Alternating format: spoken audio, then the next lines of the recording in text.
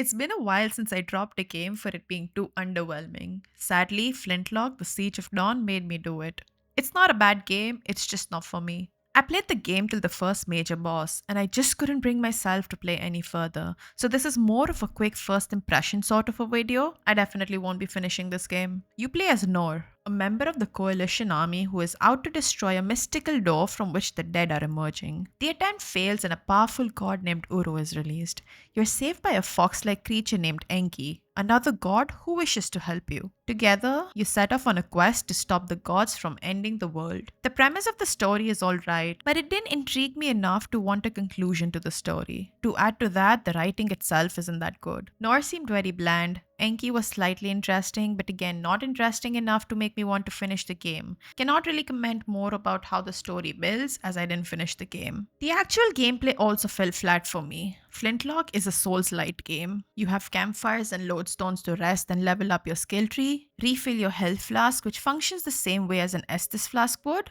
Instead of souls, you have reputation. And instead of gaining reputation upon defeating enemies, you actually gain them by your attacks and actions. Doing more attacks increases your reputation modifier. The moment you get hit, the multiplier is lost and you only get the base amount of reputation. Unlike other Souls games though, Flintlock does have a difficulty setting. The combat design makes you use a mix of an axe, flintlock pistols, rifles, and magic through Enki's powers. You've got your basic attack, dodge, and parry. You also have a pistol to kind of stun your enemies and stop their non-parryable attacks. You have a limited amount of shots on your pistol. To refill them, you need to use 4 melee attacks. During fights, Enki's magic can be very useful. He has an attack called the Curse of Death. Using that fills up a curse bar on enemies. When it's full, you get a powerful blow that can destroy enemy armor. He can also be used as a distraction when you're surrounded by multiple enemies. He also has an ultimate attack that you can use as well, and as you progress, you can discover more. There are 3 different skill trees. Improve your weapon abilities, your magic abilities, and your melee abilities. And of course, weapons are upgradable, including the armor you find. The combat animations are beautiful. It almost feels like the character is dancing. However, the actual combat is just okay. It never felt precise, the parrying feels off,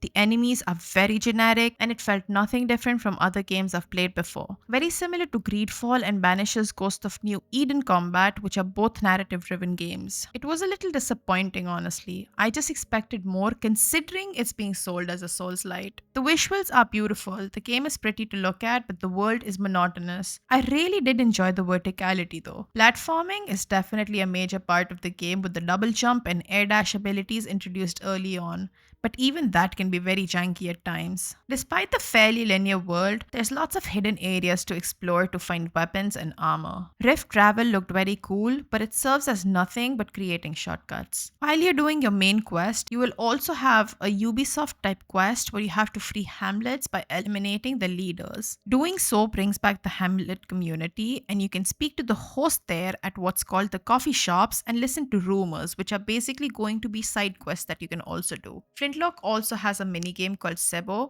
which is nice and all, but it feels very out of place most of the times. Sound is important for me in games. While the background music is alright, it's generic, but it's still not too bad. My problem was with the audio balancing though. It didn't matter what I changed in the audio menu, it still felt horrible.